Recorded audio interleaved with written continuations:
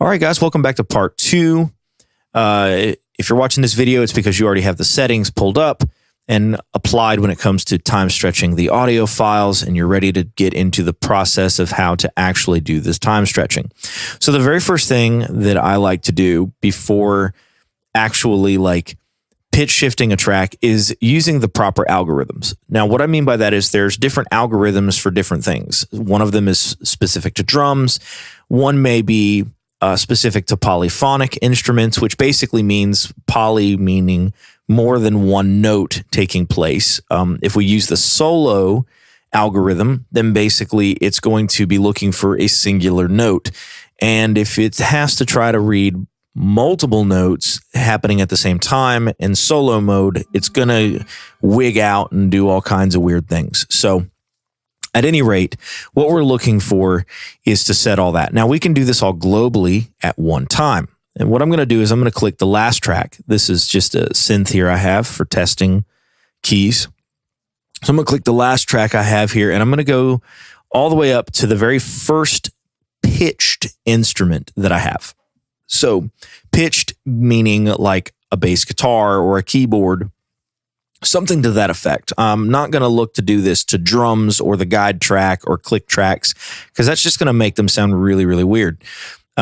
And so anyways, all I'm going to do is that. And then up here in the top left corner, there's a button that says I. This is for the inspector. And as you can see here, you can shortcut it by pressing F4 or simply clicking there. When that opens up, you're going to see this. All right. And so there's a lot of things here you can see, but what we're looking for is this second one. It's right below time stretched. And what we're going to do is we're going to set this to sound. So here you can see we've got drums, sound, solo, and tape. And what we want is sound. This is the one that is going to give us polyphonic capabilities. So that's the first step. That's all you need to do. Now, the next step is the actual process. And what I'm doing is I'm just going to select all of those pitched tracks again. And all I'm going to do is right click on one of them. And you'll see here that I've already got it transposed, but you can simply double click here and type in however much you need. So let's say the key here for blackout, I don't remember specifically what the key is, but let's say it was E and you need it in F sharp. Then let's see here. So let's say it's E, we need it in F sharp. I'm going to double click on that. E is going to, or E to F sharp is going to be +2. So all I'm going to do is hit 2, press enter, and now every one of those tracks I have selected is going to be now 2 steps higher. Let's say that I needed to make it, say, 3 steps lower. So I'll double click here again on the transpose tab, and I'll hit -3. Now my track is -3. And you can see here down, this is just one of those things I want to point out.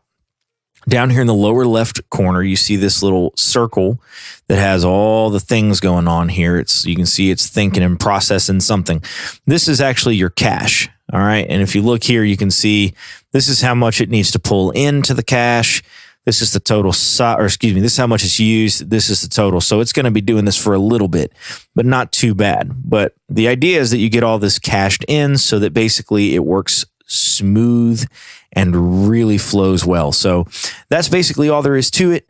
And hope this has been informative. If you have any questions, feel free to put them in the comments or anything like that. All right. Anyways, guys, hope this has been helpful. We'll talk to you next time.